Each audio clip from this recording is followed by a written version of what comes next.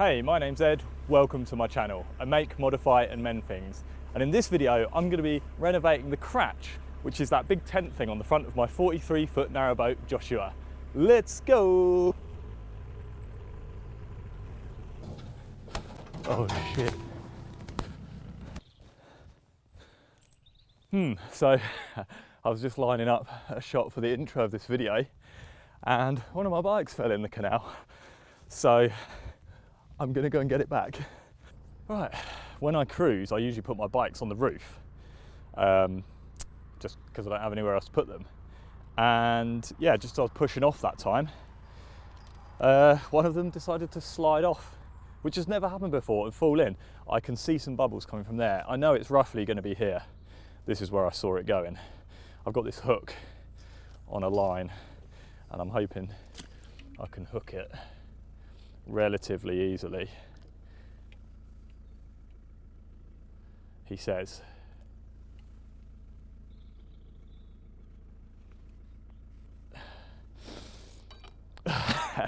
There we go. I just need to get it close enough so I can.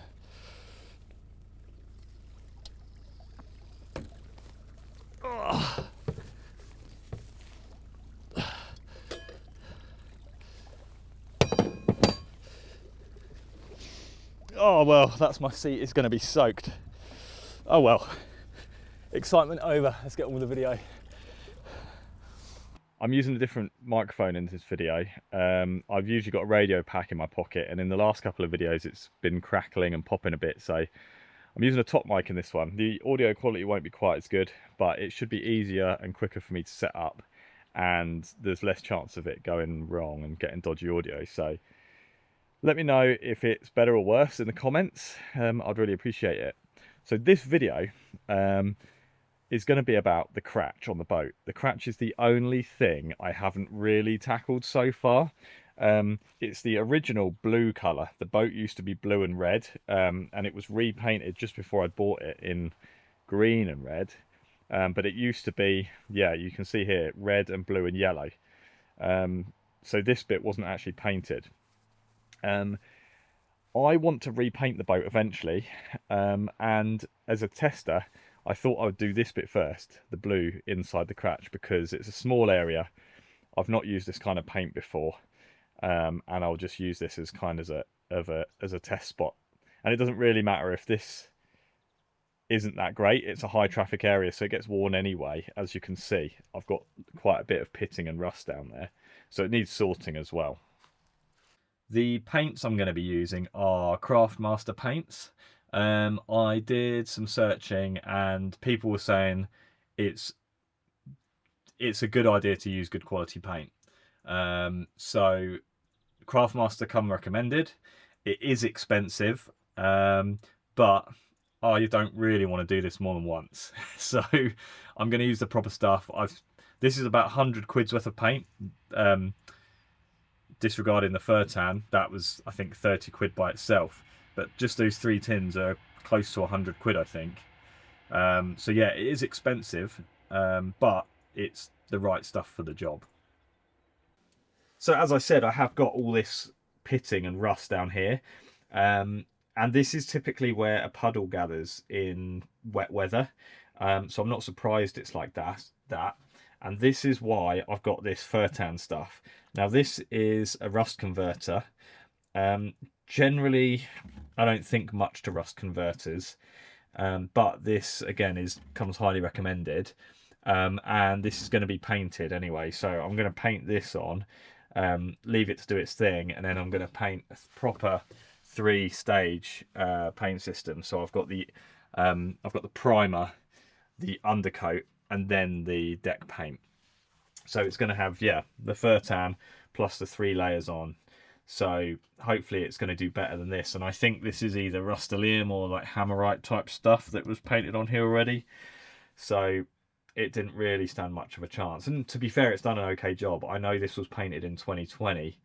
So it's lasted 5 years, or it's taken 5 years to get back to this stage. So it's not done too badly. So I'm hoping with a proper paint system, it's going to last longer next time.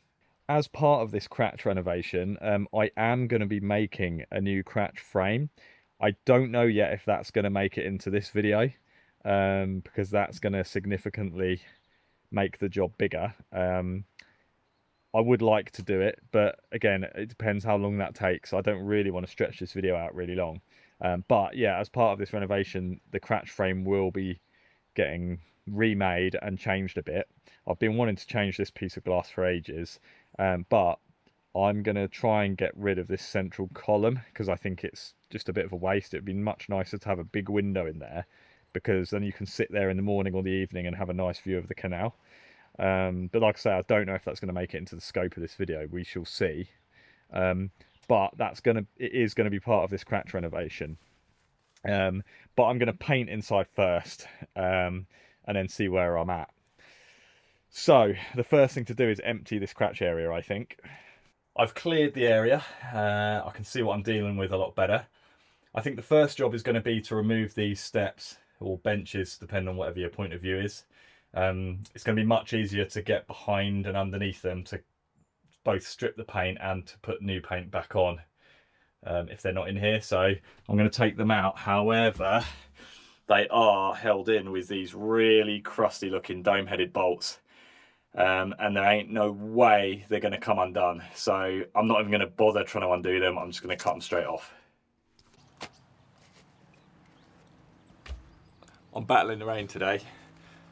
Trust me to start painting just as it's getting cold and wet.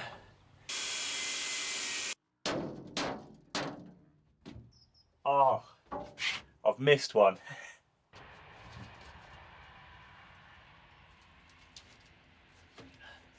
This is actually a lot heavier than I was expecting. I mean, I should have expected it to be heavy. It's just metal, but I forgot that it was going to be this heavy. Oh. Well, that's going to be a lot easier to paint. You can see the paint that's burnt off from where the boat was overplated. This is where there's a seam of welding, which was never painted again afterwards, so it'll be good to get it all properly protected. Okay, with both benches out, we can kind of see what we're dealing with a bit better. Lots of crusty rust. This is all just from the undersides of the benches. Again, I've got a lot of pitting and burned off paint down here from where the overplating was attached on the other side. I've also got stuff like this, which is a hang up from when the boat used to have shore power. This isn't connected to anything, it's literally just this. So I need to take this off the wall, and I mean, that's going to be binned. I don't have shore power anymore. I've got the gas pipe that goes into the cabin here. I'm going to have to do something with that, probably temporarily disconnect it while I'm cleaning all this up, because I don't want to accidentally nick it. It's going to be a bit of a pain to disconnect, but I think it's the safest thing to do. So yeah, like I say, I've got all this pitting. It's really quite heavy pitting, which I don't think I'm going to be able to do much about.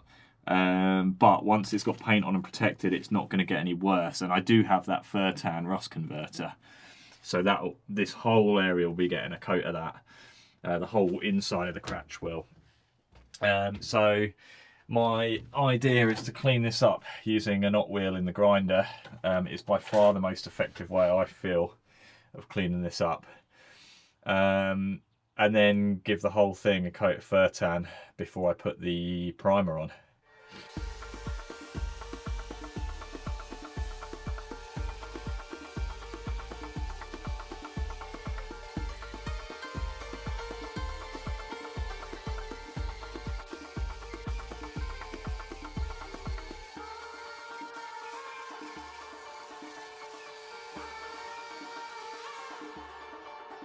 Hopefully you could see from that angle how many layers of paint were on there.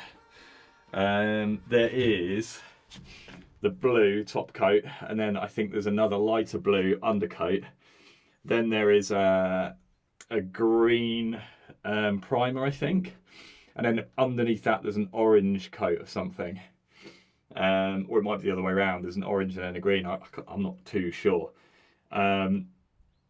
I've gone back to bare metal on this bit, and I sped that up, but You saw how long that took. That's 10 minutes work. So in this whole cratch, there is a lot of work to do. And I know there's probably some people screaming at me, don't go back to bare metal, but there's so many layers of paint on this boat that the paintwork is really bumpy as a result. And I know this is only the cratch and this is under the seat as well. But I want as much practice applying this paint as I can get before I start applying it to the bits where you can see.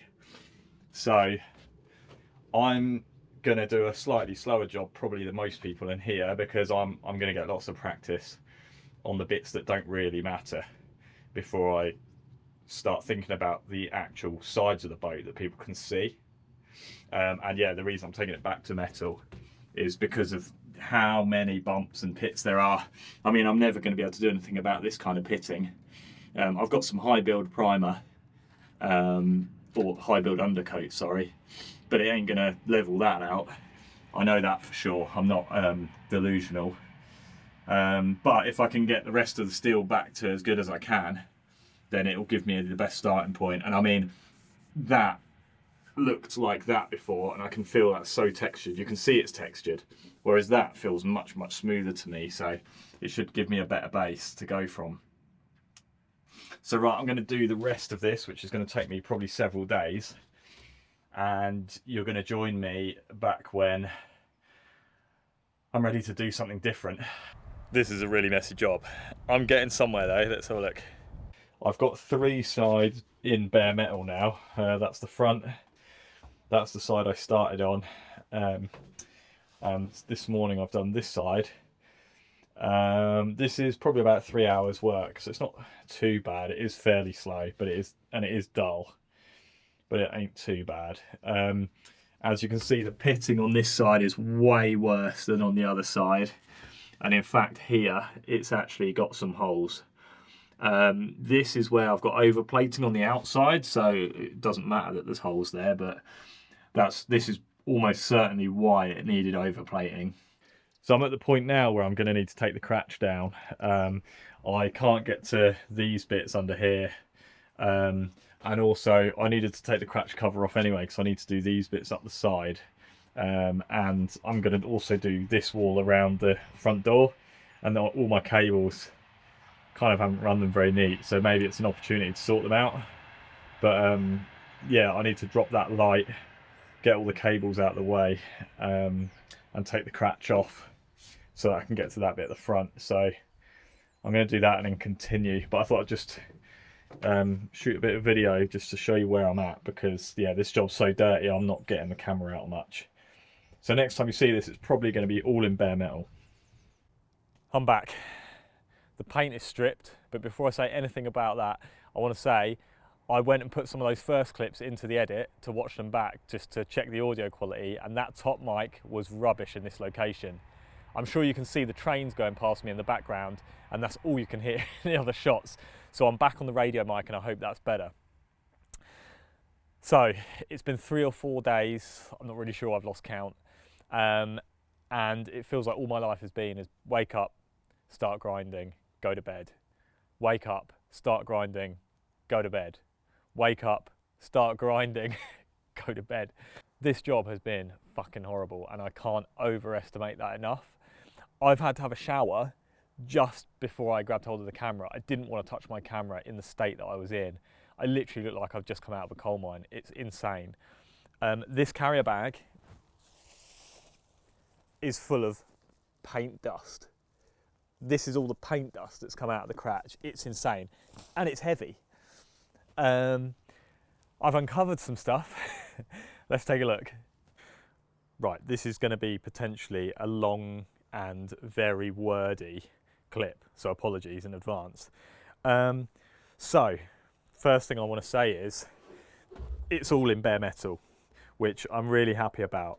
I wanted to go back to bare metal so I could see the general state of the steel. It's quite comforting to know what's underneath the paint. So the first thing I noticed was, and I don't know if this comes across on video, you can see some kind of like, it doesn't quite look like rust. This looks more like mill scale to me, which is stuff that is on the steel from the steel yard. I don't know if it's corrosion or what, but it's common to see it on fresh steel. I thought that sort of stuff would be cleaned off before it was painted. It wasn't pushing the paint off, so maybe it's not a problem.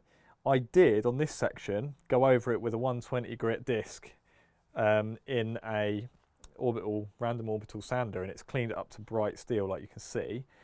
I don't know if that's necessary. Like I said, this wasn't pushing the paint off, so maybe it's going to be fine. Clearly it was fine before. The other thing is I revealed an access panel for my water tank. So under the front of the boat is my fresh water tank. Every fibre of my being wants to undo these screws and take this hatch out to see inside my water tank. But I know from previous experience you should not go on random little side quests like this when you're doing a job. Something is going to go wrong. Those bolts are going to snap. You're going to drop something in the tank if you do get the hatch open.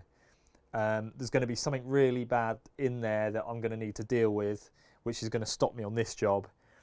My drinking water tastes fine. It runs completely clear. I don't get ill from it, so there is no reason to go in that water tank, so I'm not going to, as much as I want to. The other thing which I'm sure you have noticed is the pitting. I've revealed some quite bad pitting, especially down here. I started off stripping the paint on this side of the floor, and I'm really happy that that was the worst bit because I was starting to get really worried. I have revealed 2 holes there. There's one there and there's one there. It looks like they're in my water tank. Luckily they're not. You can see there's a kind of a very faint line on the floor here. That's the wall of my water tank, so they're just missing. They actually just go through to a cupboard under my front door. So I'm going to get the welder and weld those up. While I'm at it, I'm going to weld this up. There was some very dodgy looking welding along there, which was hidden by a bead of sealant. That doesn't look watertight to me, which I'm assuming why there was a bead of sealant on it. While I've got the welder out, I may as well just run a bead along here and make it watertight. So I'm going to do that. Not quite sure what I'm going to do about the pitting yet. There are a couple of options. I'm not going to be cutting out the floor and welding in the new floor. That's for sure. The general consensus after searching online and reading some canal boat forums is that as long as you paint well enough and get paint in these pits, and actually on this side there was red oxide primer in the bottom of most of these pits. So someone has clearly painted this since it's been this badly pitted. And this side was way better than the other side. The paint was adhered on this side. It was only this side where it wasn't. So I could primer it really well and then get the undercoat and the top coat on it. Just make sure I give it a really good coat. There is a stuff called Interguard 821, I think, which is an epoxy filler, which is designed for filling pits in steel. I could do that. Problem is, it's £115 a tin, and I don't have that kind of money. I'm still undecided on what I'm going to do, but I do have a bit of time still because I need to vac tan all this. I'm going to vac tan all these pits. I need to weld up these holes and this. So I do have a bit of time before I decide what to do. Thanks for listening to my TED Talk.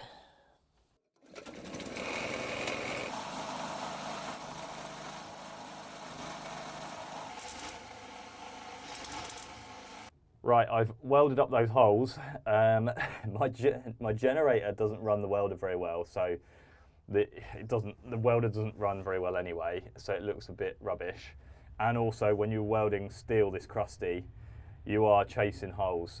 So these holes got bigger before they got smaller. This one I chased right out to here.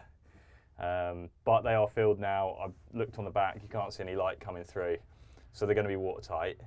And that's all I wanted to do because this is in the cratch, it's not below the water line. It's just keeping out rainwater and any water that gets in the cratch, so which isn't much. You can see I did a little experiment here. I tried filling some of the pits with weld, which is the proper way to sort pitting out, but there ain't no way I'm going to do that because sorting out this much is going to take a month of Sundays, that method. And like I said, this is above the water line. It's not holding out the canal water, so I ain't going to do that. And you've also got to level this off. You've got to grind it flat again afterwards because these are pretty proud. I mean, I could turn my wire speed down, but you still got to dress it in some way. So I'm not going to fill these pits with weld. I thought I'd give it a go while I had the welder out, but that's not a goer. That interguard stuff is really expensive and it doesn't make financial sense for me to do that now, but I'm still thinking about it. Right, now I can finally start putting things back on to the surface of this steel. Starting with this Furtan. I've been calling it Vactan the whole time. I'm actually going to use Furtan. I think it's different and it works in a slightly different way. But I'm going to apply this to all the crusty pitting, wherever it's crusty, these brackets. There's a bit of pitting here and all the pitting that's along here and on the floor.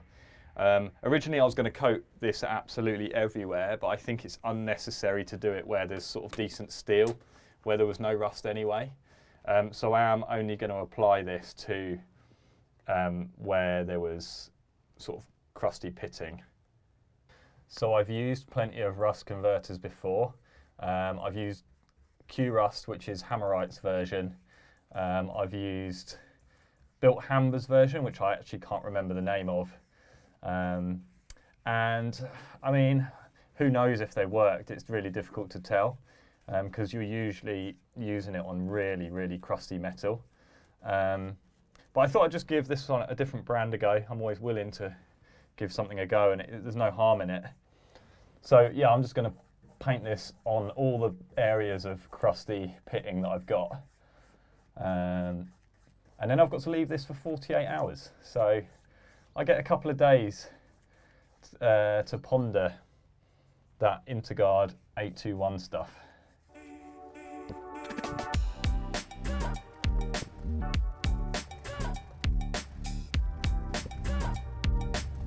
Right, so that's done.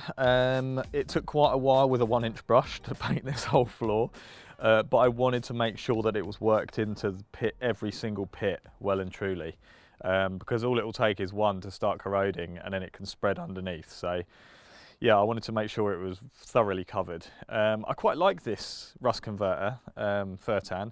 It's brown, which all other rust converters I've ever used have been sort of like a pale pink, milky type liquid. Whereas this one's brown and it's a lot more viscous than other ones I've used. It covers really well. Yeah, I do quite like it. Using it was a pleasure. I've got to leave this 48 hours now. So we'll see. Obviously it's going to take 48 hours to dry, and that gives me 48 hours to decide whether or not to take the plunge and buy this Interguard stuff. It is quite expensive, but it seems a shame to do all this work and then just paint over the pits and have the pitting still there. I am leaning towards buying this stuff because it would just make the job really nice. And I've made plenty of other bad financial decisions on this boat and I can't remember any of them, so they couldn't have been that bad in the long term. We'll see. I've got 48 hours to decide anyway, so.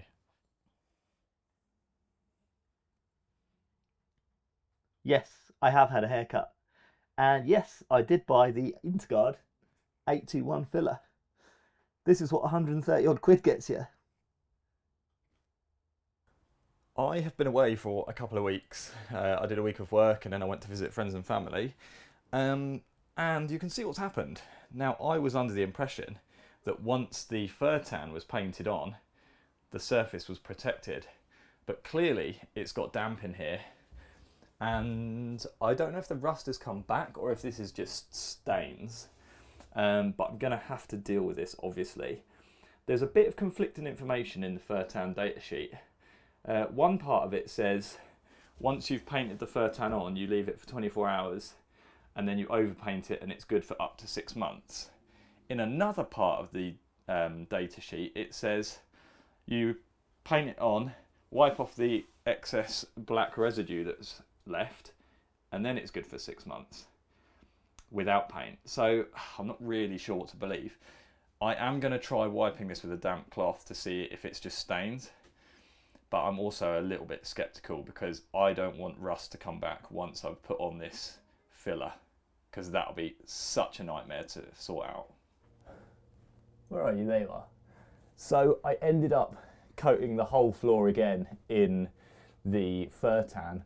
Turns out you are actually supposed to rinse or wipe with a damp cloth the residue after it's dried, which I didn't do before. So I cleaned up that rust that was here, and then I gave the whole floor a coat, gave that 48 hours to dry because it's lower than 20 degrees. It's 24-hour drying time if it's 20 degrees, or 10 degrees it's 48. So I left it 48 hours, and then I've wiped the residue off, and actually I don't know if you can tell, but it's a really matte black now, whereas it was a gloss before.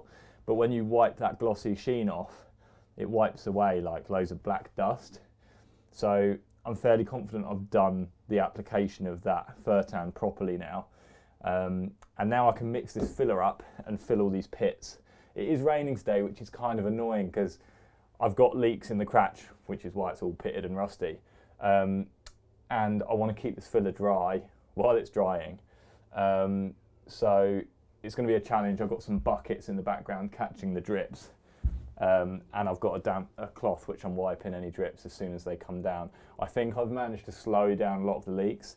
So I'm just going to get on with this, mixing this filler.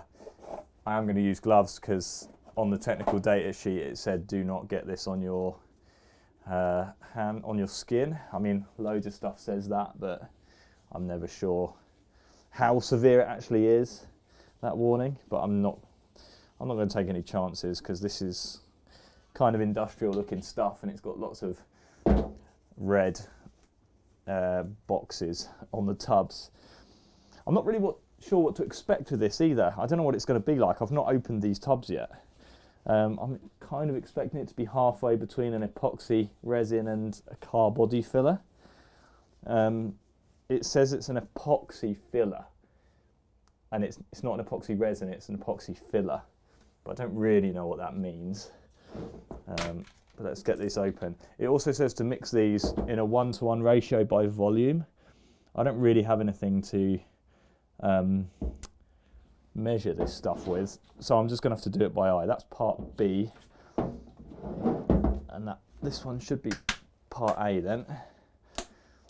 Let's get this open and see what it's like. Why is that so difficult to undo? Because I was pulling the wrong bit. Right, okay, that's actually more like a solid. I was expecting it to be a liquid. I've got 2 trowels. I'm going to use one for part A, one for part B, and then I'm going to mix it with a separate third trowel.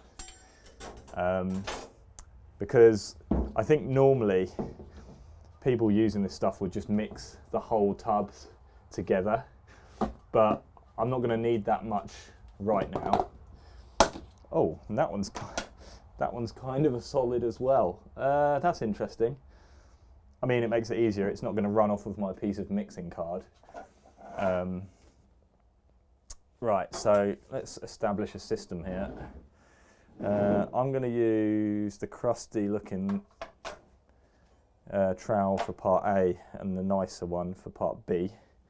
Which one's part B again? That one. So, how firm is it? Reasonably firm. I don't know how much of this stuff to mix initially. It says it's got a 3-hour pot life. And also, I don't know how far it's going to go. Let's do that much. That's like 1.5 scoops, really. I don't really want to mix up 2 batches.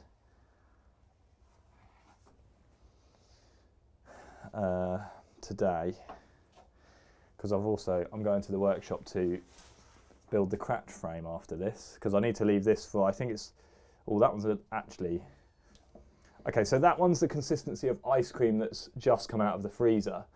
This is ice cream that came out of the freezer 10 minutes ago. And I'm going to have to eyeball the quantities, I think. I wonder which one's the hardener. I don't want to add too much hardener by mistake and then it goes off really quick. I mean, I don't know. It doesn't say anything about hardener. That looks roughly equal to me. I'm going to apply it with this, so I'm going to mix it with this. I guess I just mix.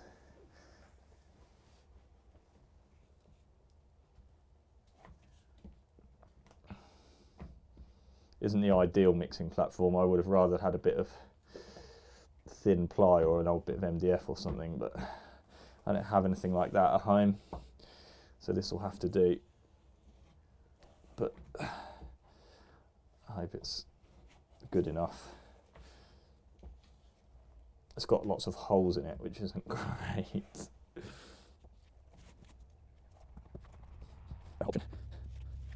Right, that looks fairly well mixed to me. Where do I start?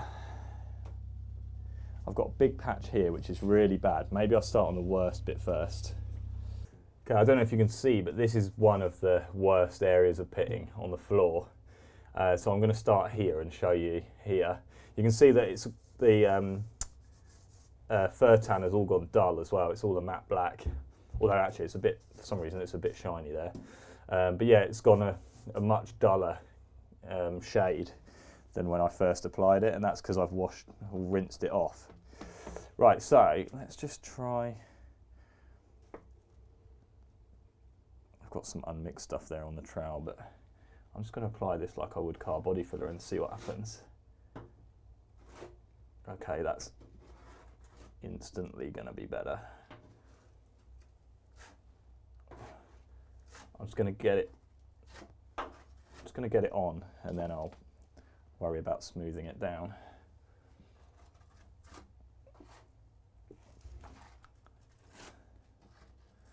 Okay, good. There's a bit of black dust coming from the fur tan. I think if this is anything like car body filler, the best thing to do is apply it. Don't mess with it too much. And then, yeah, if I do have to sand it later. I've got a wider trowel as well here, because I wanted to get it as smooth as possible.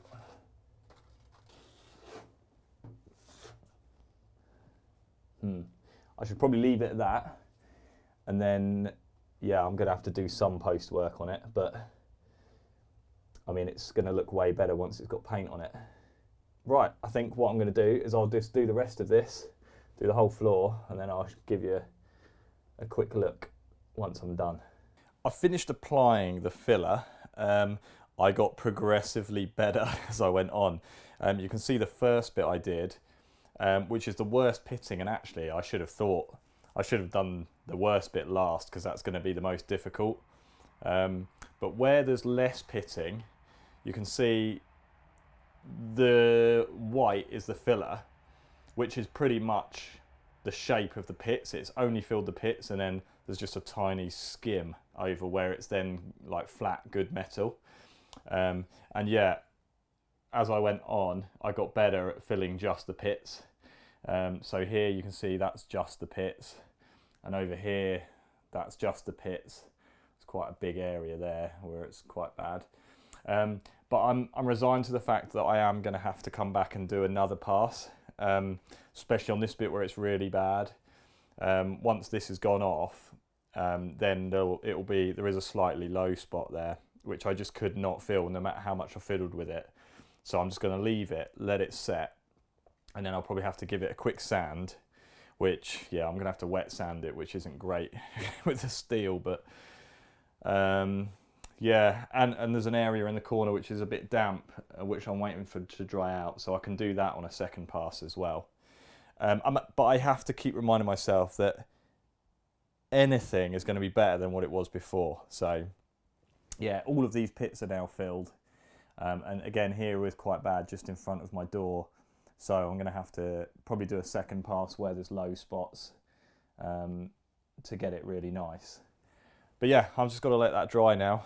And yeah, I'll bring you back once there's more to do.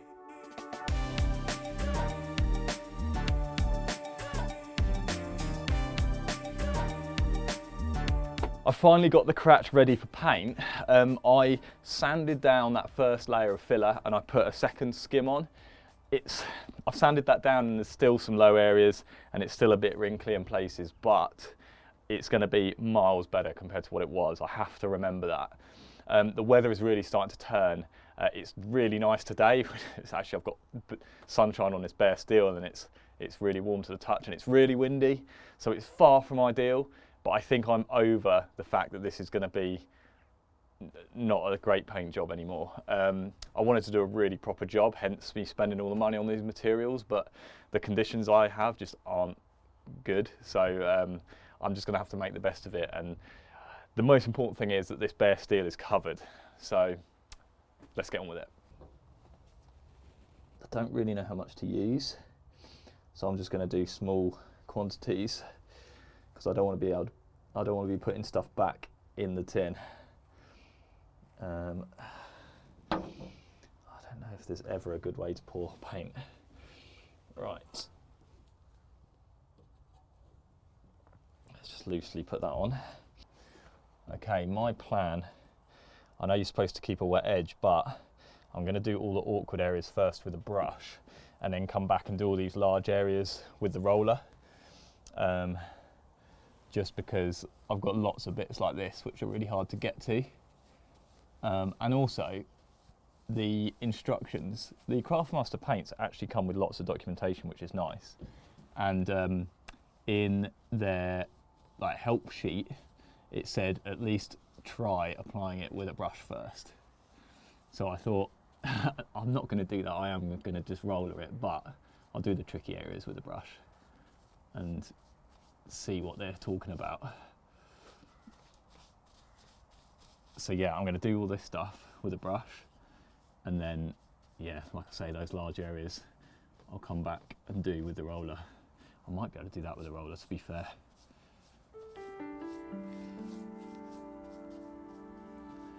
I just don't want to make too much of a mess of all the fittings and the trim that I'm painting around.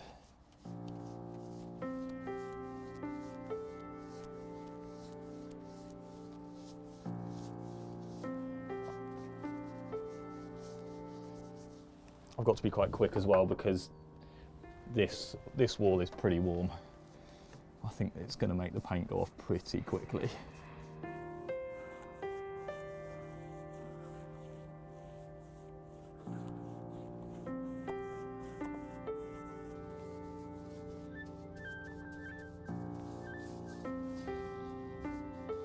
Right, time to start with the roller. This is hopefully going to get much more area covered in a quicker amount of time.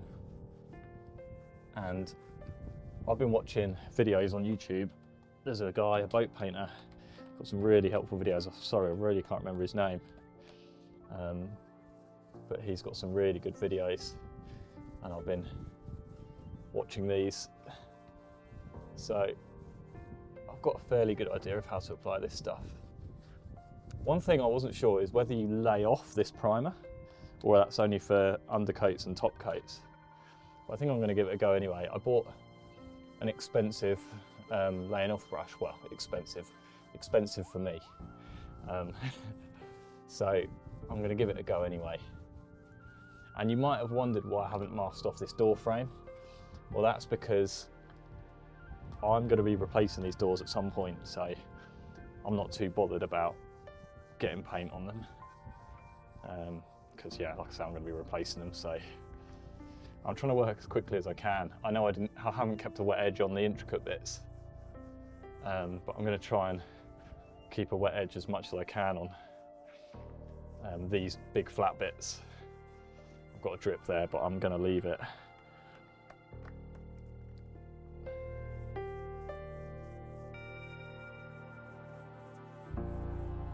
I've got to say, it goes on much nicer with a roller.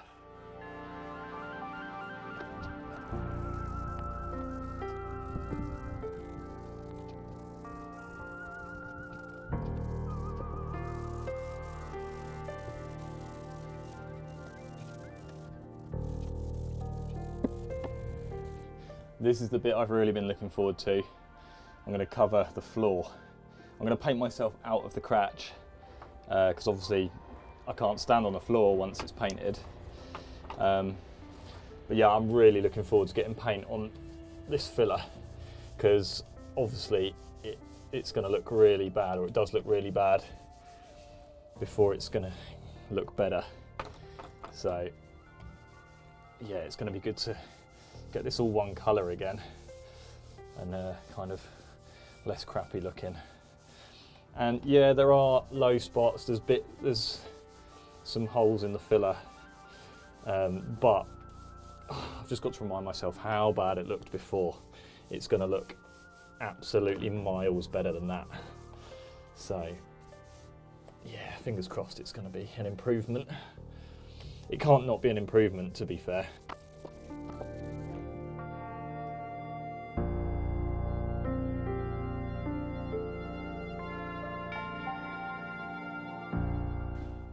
You might be wondering why I'm sitting here in the dark, and that is because I've had to put a tarpaulin over the cratch to keep the weather out. The weather has been so bad for painting.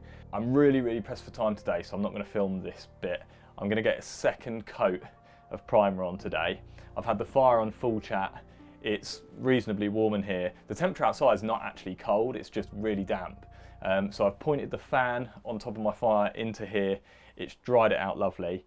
So yeah, I'm going to get the second coat of primer on, and then hopefully over the next few days, the weather is due to be better, I'm going to get the 2 coats of undercoat, and then I'll really want to get at least 1 coat of top coat on just to get it all sealed before the weather turns. So that's the plan. I'm really pushed for time today, so I'm not going to film any of this. But yeah, I'll probably cut to hopefully a shot where I've got a bit more progress and it's not in primer.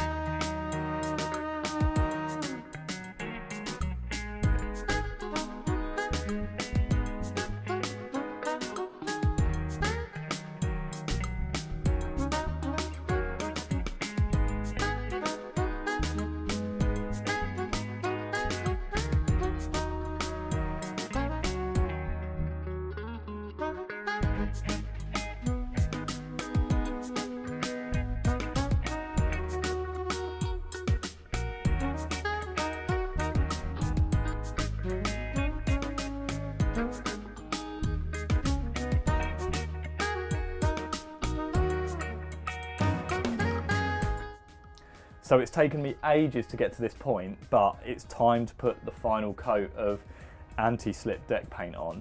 I've already put 1 coat on yesterday and I didn't record it because I just wanted to get it done.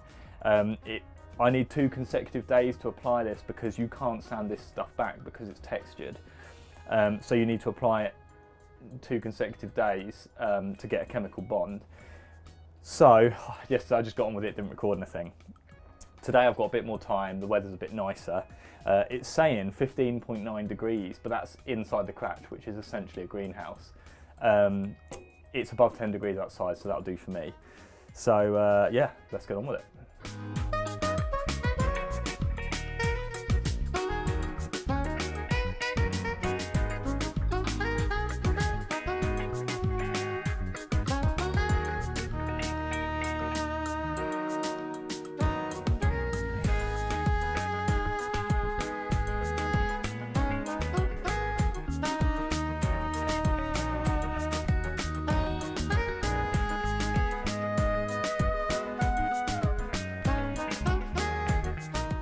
Wow, well I'm sure you all saw me make a pig's ear of that.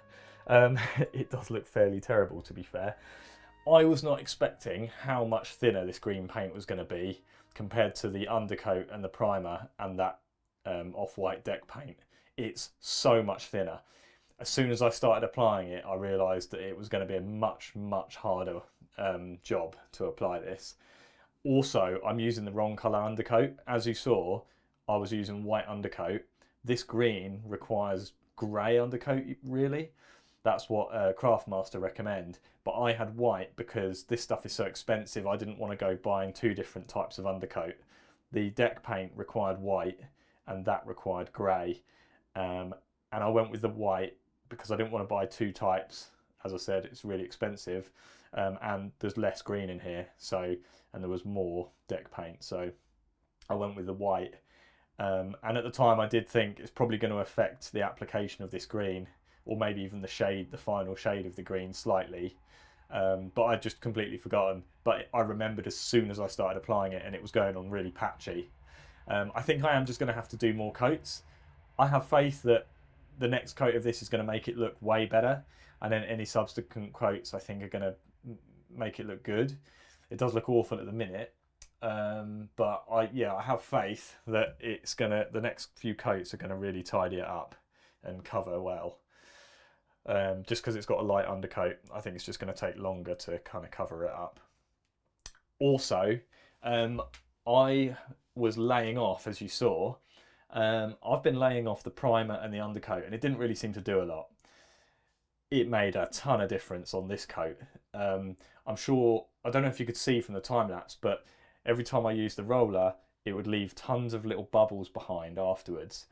In fact, I can show you. Here, I forgot to lay off, and you can see where there's lots of little bubbles. Once I'd laid it off, it completely pops all of them, and it's so much smoother. It makes so much difference. I mean, you can still see the brush marks a little bit, but I think I probably will have to rub down the top coat. But yeah, it's so much smoother than when you've just gone over it with a roller. So I've got probably 3 or 4 coats of this to do, I reckon, to get it covered nicely. So I probably won't film any of that, but I'll bring you back when I've got something a bit more interesting to look at. Hopefully this is a bit more interesting. So I've finished the cratch frame and I've got it to the boat. That was a task in itself. And today I'm going to fit it. It looks like a nice day. It's not raining, so I'm going to take the opportunity of dry weather to fit it, because obviously I've got to take all this down. I don't want all this paintwork getting wet. It's pretty chilly today. It's 3 degrees, and yes, I know I've got a gouge there. The router snatched out my hand, but I'd already done all the mortising and stuff, so I wasn't going to redo it. And I've got a friend who is a very good woodworker, and he encouraged me to embrace the imperfections, so I'm ploughing ahead with it. That's on the inside, so I'm the only one that's going to be seeing it anyway. So yeah, I'm going to do that today. Oh, and incidentally, I finished the paintwork on the cabin walls in the cratch, and as you can see, it's much more opaque now. I sold some old cupboard doors to, it turns out, a professional boat painter, and she gave me some great advice on rollers, and apparently I was using the wrong kind of rollers for that top coat. I was using foam rollers, and she said really you should be using the felt ones for the top coat. So I bought a pack, and she was absolutely right. It covered so much better. It put way more paint down. In fact, way more than I was expecting. So I've got a couple of runs, but nothing major.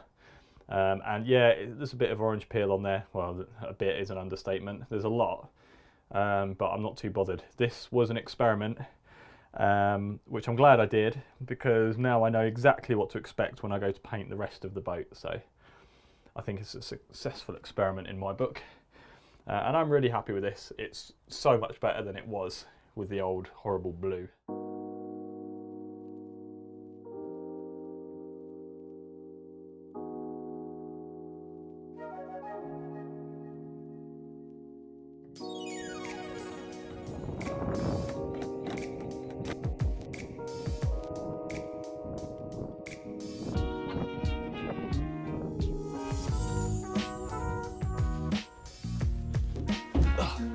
So I have finally got these steps painted. I have been doing this for so long I've actually forgotten when I started. I think I started doing this before Christmas. I was away for 3 weeks in December, so I didn't really get much done. And now I'm trying to put this in without damaging my walls. I was dodging the weather. The temperature has been so bad for painting, obviously. So I was mainly waiting for days that were above 5 degrees to paint. I'm on the wrong side again, which is why this has taken so long. But it's done now, and here we are, I'm putting them in, so all good things come to those who wait.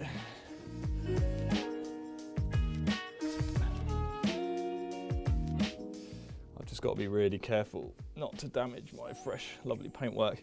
But I think because I've painted in such low temperatures, and it's been such low temperatures ever since, the paint hasn't fully cured yet, and it's quite delicate still, I noticed, which obviously isn't the best. But, sorry, that was just a shot of my arse.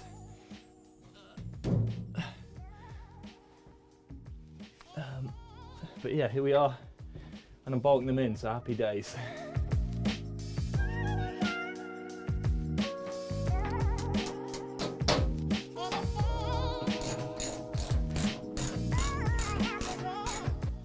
Ta-da! That's the cratch finished. Well, I say finished, I've got a few little bits and pieces to do still. I need to put my water plaque back there, and the little hooks that pin the doors back need to go back on. But other than that, it's pretty much there. I don't think there's any point in filming those bits. Oh, and I need to pin back my gas pipe. But I'm sure you'll agree, it looks much bigger, much lighter, much airier than before. This light colour is difficult to keep clean in the winter.